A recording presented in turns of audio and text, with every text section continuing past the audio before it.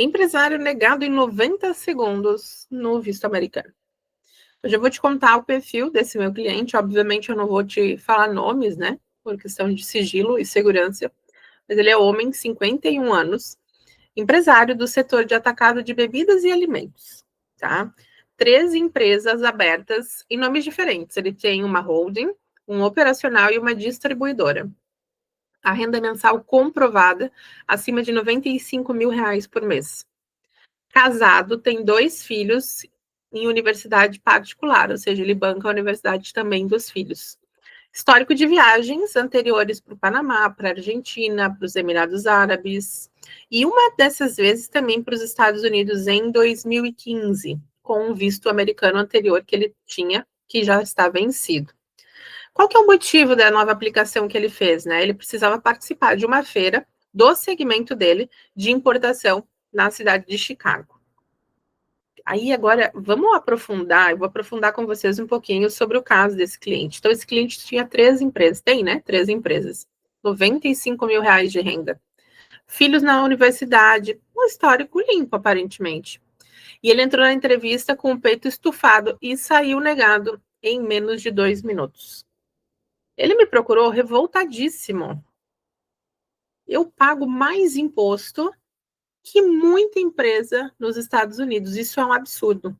Essa foi a frase que ele compartilhou comigo. Mas o problema não foi o que ele disse, foi como ele entrou dentro dessa entrevista. Quando eu fiz análise, né, a gente passa por um processo, pessoas que tenham visto negado, eu não encaminho rapidamente para uma nova entrevista, a gente faz uma análise. E nessa análise dele eu fiz, então, 3 coisas saltaram completamente aos meus olhos quando eu analisei a documentação desse cliente. Primeira coisa, a DS-160 dele foi preenchida com foco excessivo em dados financeiros. Ele queria provar que ele tinha muito dinheiro. Resumidamente, era isso. O propósito da viagem dele falava em prospecção de fornecedores, o que aciona completamente um alerta migratório automático. E ele entrou na entrevista como uma postura de CEO, como se ele estivesse numa reunião com o diretor fiscal dele. Ele chegou tenso, direto, mandão, sabe aquele perfil meio normal de liderança, né? Mas que para uma entrevista de visto pesa completamente pro lado negativo. O consulado não aprovou ou reprovou os documentos dele, mas leu um comportamento de alguém que tem muito mais a perder se voltar do que se ficar. E esse é um risco silencioso que reprova empresário rico, tá? A primeira coisa que eu fiz nesse caso foi reestruturar completamente o formulário DS-160 desse cliente. Reduzi a ênfase em números, tirei palavras como prospectar, negociar, ampliar. E eu fiz substituições por termos que a gente chama de termos neutros, né? Como uma visita técnica, uma atualização de mercado, uma viagem de curta duração. Depois disso, eu reformulei todo o histórico profissional dele, para que parecesse um pouco mais estável do que escalável.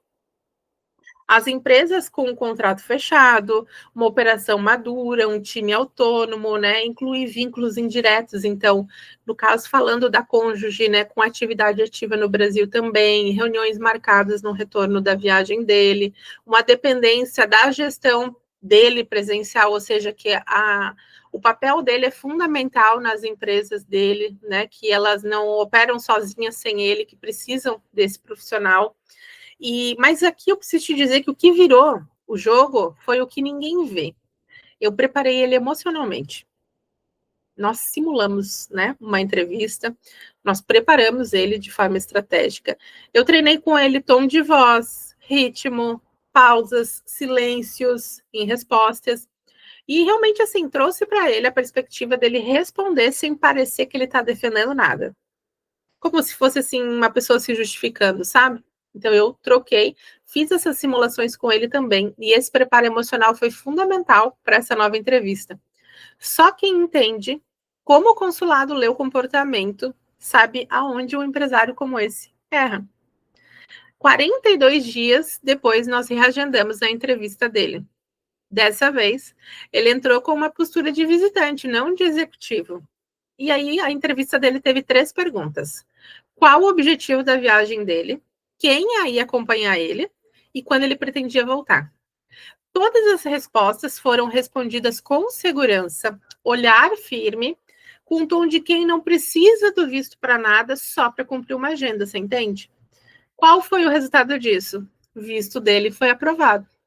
Negado em 90 segundos na primeira vez e aprovado em menos de 2 minutos na segunda tentativa. Se você tem uma empresa, se você fatura alto e você acha que você está pronto, você é exatamente o perfil que pode cair numa negativa de visto americano. Porque o consulado não aprova quem tem dinheiro, aprova quem representa estabilidade. E a estabilidade consular ela é técnica, não é intuição. O link para você contratar a minha consultoria está aqui na descrição desse vídeo. Me chama, né? Logo após fazer a contratação, a gente vai agendar o nosso primeiro encontro de boas-vindas e vamos iniciar da forma certa, da forma estratégica e de forma individual que o teu caso realmente precisa, né, ser tratado.